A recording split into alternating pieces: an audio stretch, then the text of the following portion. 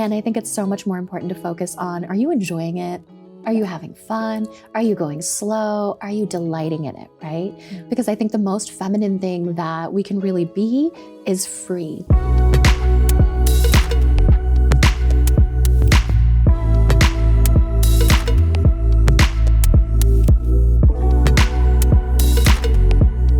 Welcome to Tapping In. I'm your host, Marisa Grieco, and I have a special guest for us today. It's Dr. Harpreet Malla. She's an incredible psychologist that deals with finding solutions that honor unique cultural and personal experiences. And today's topic, we're going to be discussing the divine feminine energy. Welcome. Oh, thank you so much for having me, Marisa. I know, it's so great to finally have you here. We've been talking about the divine feminine energy. Yes. Because when I first met you, you just embodied this incredible frequency. So I thought, ooh, that's what I want to talk to our guests about. I want them to learn about the divine feminine and the powers it holds. Yes. And I thought you would be the perfect person to kind of...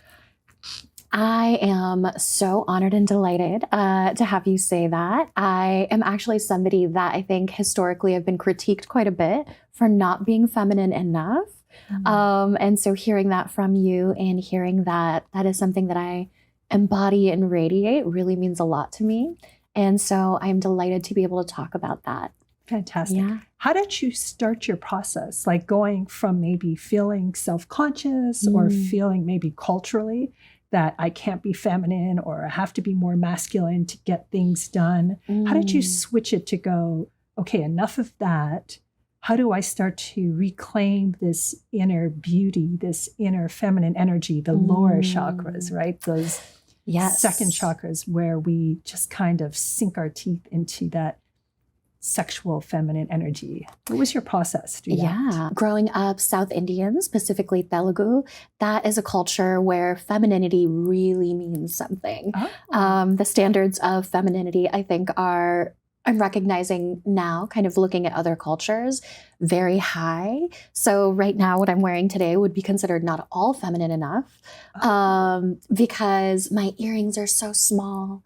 I don't have like rows of bangles on each, arm.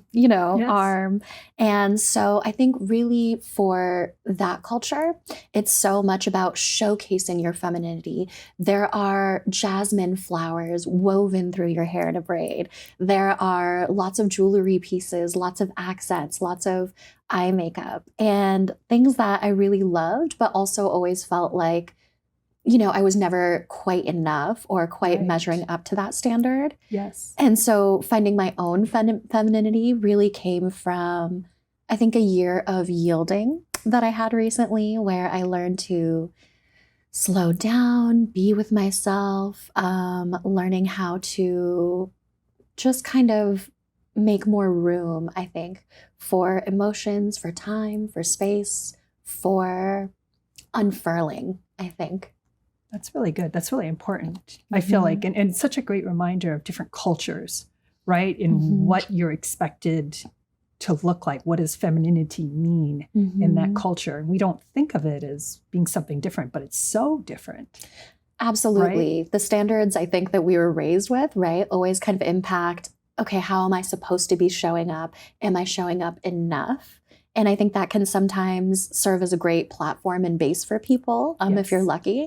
And I think for some people, it also serves as kind of a distractor, right? Maybe what you're doing is totally fine, but based on your cultural expectations, you're really trying to go for or do something else, always feeling like you're not doing it right? That self-doubt, that's the tricky part, I think.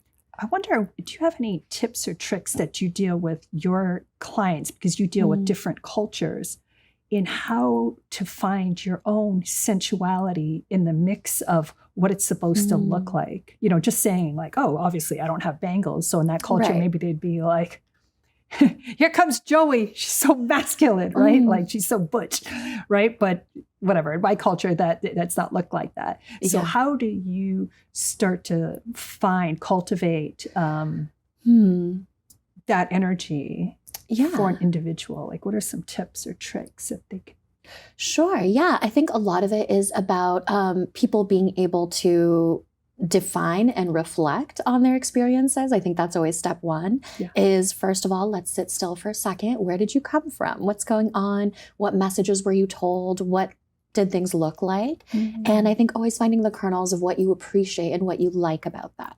I know growing up with Bollywood and Tollywood movies, for example, there's always a lot that's communicated in the eyes. And so people will just kind of, lots of those little dirty moments. And that is something I love about femininity in South Indian culture, right? Is that everything is like eyes and lashes, and that you don't always need the power or maybe the force of your words.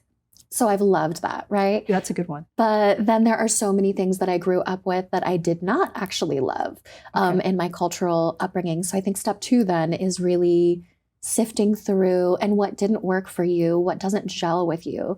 And rather than viewing that as a deficit, trying to figure out how you can embody your own balanced femininity. What about the movement? The movement? Like the belly dancing or, what I mean? Like working. Because I feel like sometimes that kind of stuff also really gets the feminine energy moving within the person. Yeah, I think any embodied practice is really about, you and I've had this conversation offside, but about embodiment, right?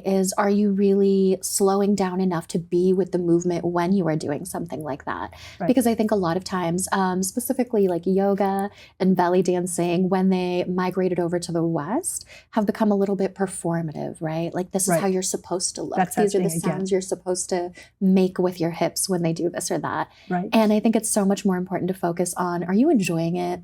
Are you having fun? Are you going slow? Are you delighting in it, right? Yeah. Because I think the most feminine thing that we can really be is free, is fully kind of without rule, structure, order within ourselves and letting that kind of flow happen.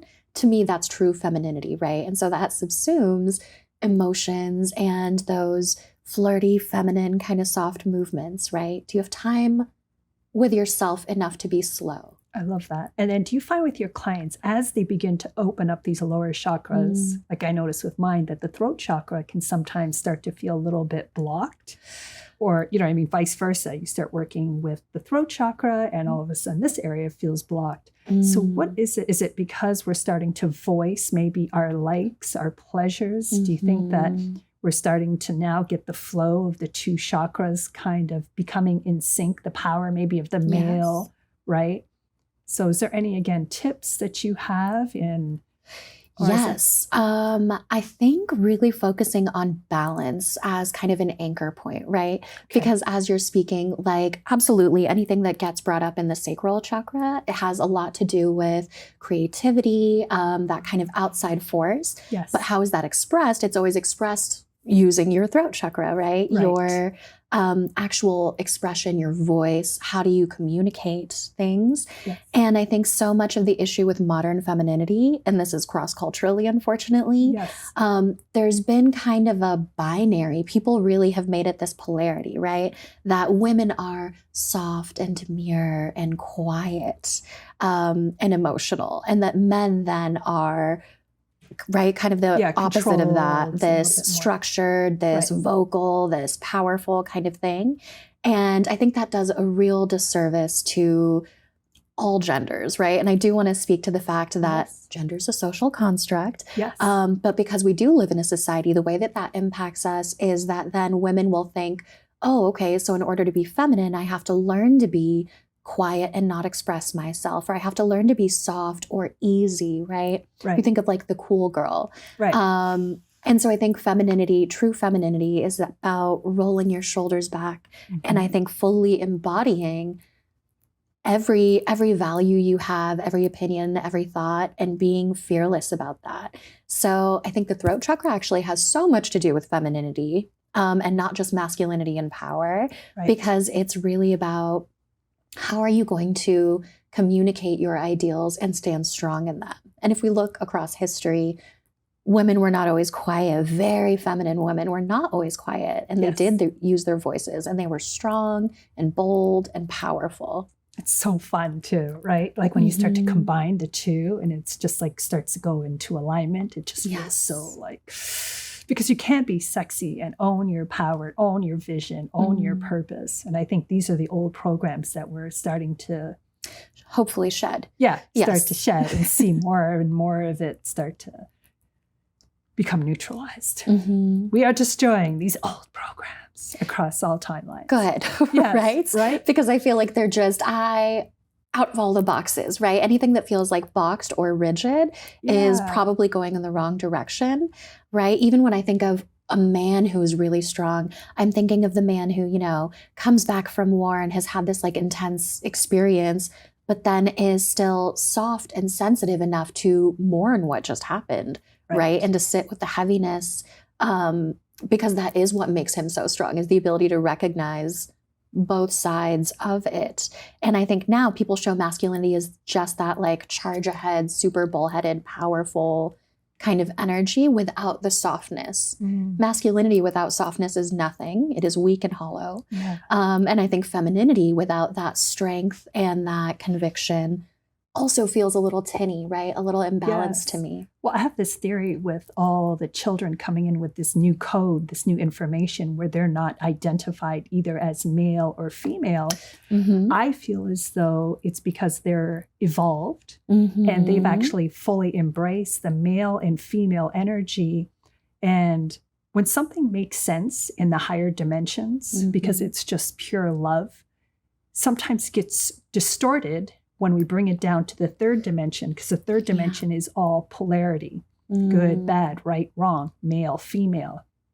So when you have these children being born that come into this new world and say, almost, I am everything and I am nothing, and you almost can't put a label on me, because how do you label something that is everything?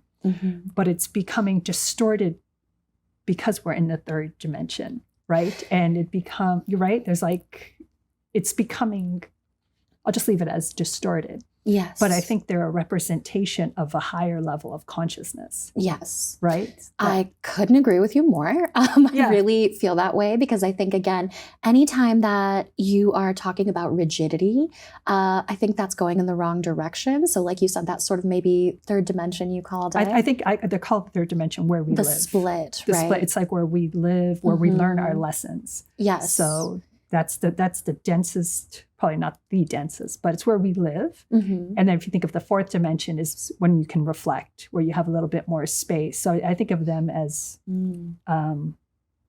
different frequencies of energy, basically, that you are connected to. Yeah. And I think just going beyond kind of our 3D world and some of those like rigid boxes and binaries is really helpful. So I agree with you. It does feel more evolved to me. And that's not just in terms of like modern times. We've had historical folks embrace this millennia ago, right? It's almost like going backwards. We're like reclaiming it. And I think it's this constant revolution, right? Where it's this endless battle. And I think this like tug of war where people will try to, this is all too complicated. Let's kind of make it a little neater and cleaner. And then in that, we'll lose so much of the fluidity and the magic of real people. And so I think coming back to more of a continuum, where we don't need those definitions to be so rigid, is hopefully the way that we are all going.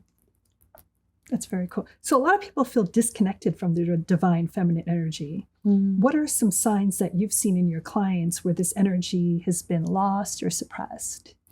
Yeah, I think first of all, it's really important to talk about having compassion for when someone loses that divine feminine sense.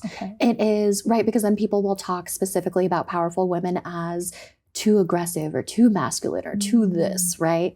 But if you think about, why would someone do that to themselves? Why would anyone want to always be tough and bold and hard? And I think the answer is because they've had to be, right? So I work a lot with overfunctioners. These are the people in their lives that hold everything all together. Everyone comes to them for the answers. They are the point person, the coordinator, the social calendar, right? The everything. And I think oftentimes that ends up being women. And in that, you have so much to carry that it is hard to slow down, to connect with yourself, to allow yourself to yield, be sick, need help, right? All those different things. So I think when people have lost that, oftentimes it's because they've had a series of life events, years, whatever, that have molded them into something that's a little bit hardened. Yes. And so I think reclaiming that femininity really involves an intentional softening. Yeah. Right. It almost Slowing feels scary, down. even when you talk about it, because I know so many women like that, right? That they are doing everything, and there's such a vulnerability that if I am not this person and I do turn into more feminine, I'm going to be crying, I can't handle it, or all of this is going to come out. Right. And then my world is going to fall apart. And, Absolutely. And I don't know if I can pick it back and put it back together again. But I think part of the lesson in all of our work is learning that when we do get too full, that it's almost time for us to kind of relax and say, it's okay for me also to receive. Because I find those type of women and men are such givers, right? Yes. They're not asking really for anything. And if they do ask for help, it comes again from a very harsh space. Demanding space, where then people don't want to give it to them, which also feeds into the program that I have to do it myself. Yeah. Nobody's going to be there for me. And right. So they're constantly. Well, so as I grab my tissue to do a neat little dab. Yes. I actually love crying. It is one of my favorite things. And so I'm glad you brought that up, because I think that people often view masculine and feminine in our modern times view crying as weakness, right? It's this thing that you're not supposed to do. And if you get there, that means you're like breaking down. I love crying. I cry when I'm happy. I cry when something is sad. I cry when something impacts me. I cry sometimes just at the bold, beautiful intensity of emotion, how wonderful it all is. I think crying is such a cathartic release. And speaking of embodied, right, it's that there's so much pent up emotion, not always sadness, in your body that it kind of needs a place to go. And so I think that crying and that yielding and that cracking through, that release of control, that you're not fully in control when you're crying, is so beautiful. And I think fluidly being able to go in and out of that state of I'm totally in charge and I'd have my stuff together, right? Versus and then now I'm falling apart and rebuilding and don't know what's going on. Yes. And because of that, I've discovered something new and now I'm back on kind of some structure and know what I'm doing. But that is the constant folding and unfolding of life. So I think it's really important that people start to embrace, how do we get through those transitional pieces? I love that, what you said. Like, I feel like that should be a highlight, because if that's an old program, if the breaking apart and transitioning is hard on you, which I know in the past it's been on myself, where we are hard on ourselves, like, why am I here again? Or I'm crying, or I'm angry. Like, we see it not as part of our evolution, but as, I'm falling backwards. If you can just change that one program within you and say, hey, I'm crying. I've reached a point where I can release this to allow me to move forward. I think that's like, cha-ching, like magic. Game changer, magic right there. Yes. Because, and of course, then you can allow space, which we talk about all the time, to let something new in. We're so worried about letting go the parts of us that we can no longer hold on to or feel uncomfortable, to bring in something new in that's going to give us more love, gives us more space, give us more intuition. Yeah, and breaking apart to grow even more, right? When we think of nature, I think it's very obvious that these are cyclical, right? Plant people will tell you that there's a time for pruning and then a time for blooming and a time for pruning and a time for blooming. And we don't ever expect, right, that the rose then stays that way perfectly because you got the soil all right and because you figured out how much to water it and the sunlight was perfect that year. It's not then and the rose stays that way, right? Yes. We expect this sort of ephemeral quality to it, and that's why we appreciate nature. Yet when we think of ourselves, I think it's so hard for people to tune into that or click into that, and then they will try to make themselves this destination. Am I there yet? Yes, am I healed? Huge. Right? Healed as a destination rather than an experience. So how do I know if I'm in a relationship that can support the divine feminine? Yes, that is such a great question. I think because a lot of times people, women especially, who are reconnecting with their femininity will worry about, again, that what if I do break apart, crack open, start crying? Right. How can everyone handle it, right? And I think that I think sometimes it's stumbling into that knowing of who can really support that feminine. Because sometimes I think the disappointing reality is you'll find out that many of the people and places and structures in your life, if especially you've been one of those overfunctioners, can't support the feminine and the yielding and the slower pace. Yeah. And I think that's actually vital for everyone to kind of figure out is, these spaces actually only work if I fully show up and am always on and I'm always the only one who is on. And I think really challenging ourselves to figure out how much room do we want to make in our lives and how much do we want to give up ourselves for that versus finding spaces that if I drop a little bit, who are the people that come up to buoy me? Who are the people that can support me, ask me questions, ask, hey, how are you doing? You seem like you've broken apart a little bit lately. Can I take something off your plate? Can I just sit with you, right? People who can sit with you in that messy space or in the softness, I think those are the people that can really support that feminine energy and that reclamation of that energy. So at the beginning, just maybe focus on that, focus on all the little positive changes that are happening in your life. And do you just allow the other stuff to kind of settle? Because I find a lot of the times you see in relationships, it could be male, female on the outside, but when one of the partners is carrying all the male, usually the other one is more female. So I think what's interesting, you'll start to see the balance that it may allow your partner to show up in the opposite, right? So giving space for everything to kind of change. And I guess, again, going back into being okay with it getting freaking messy.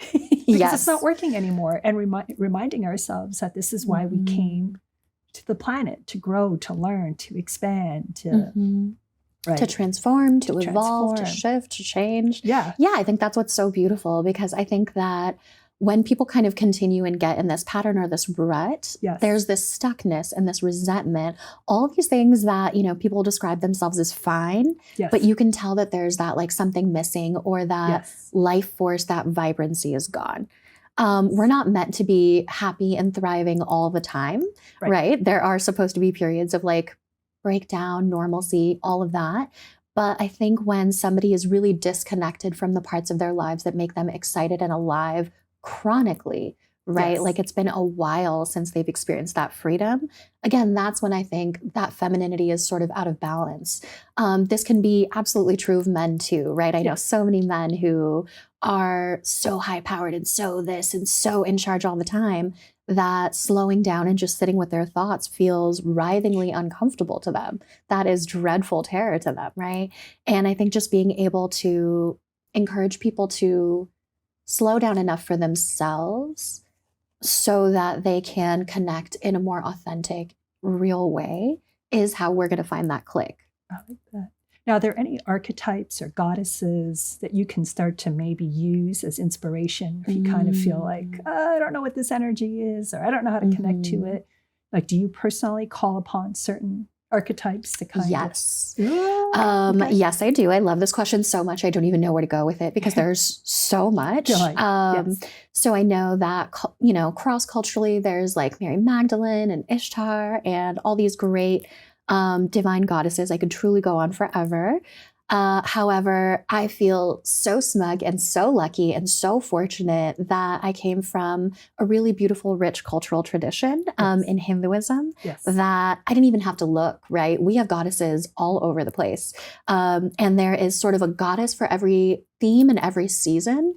And I feel so lucky because my femininity has then never been really that restricted to the box, because as soon as... And let me take that back. Culturally, I do think India sometimes is a little bit rigid when it comes to what femininity looks like and has to mean. But when you look at our goddesses and our oral traditions and, centuries old Hinduism, we have angry goddesses, we have petty goddesses, we have beautiful goddesses, we have, right? There's kind of someone for every kind of form or theme.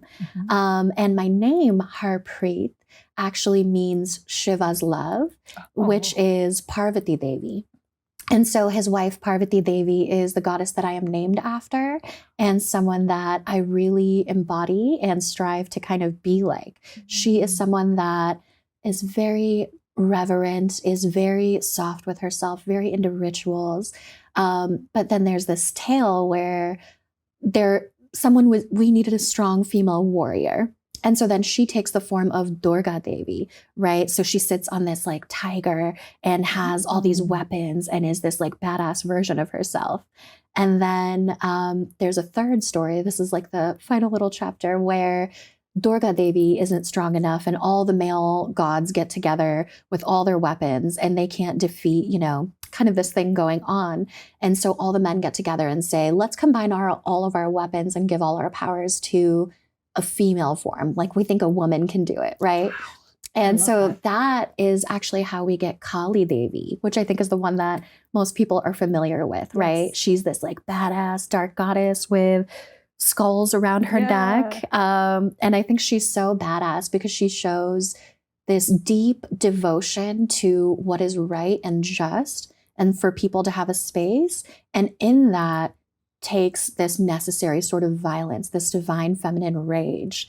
And I always encourage that in myself, and I think in my clients, right, is femininity isn't only about softness or weakness or yielding. There's also such a strength, and I think such a divine and sacred rage that really is very protective and nurturing. If you were to give your younger self one piece of advice, what would that advice be?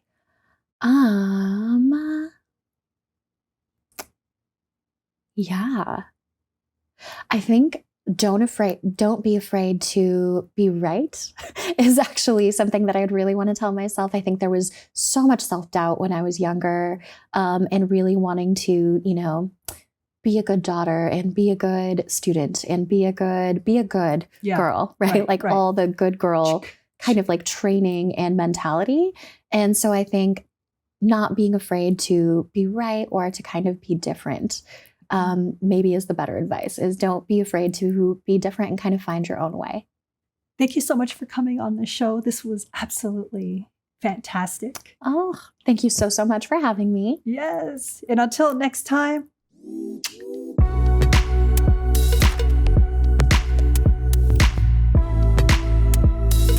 If you want more, please join our community at marisagrieko.com.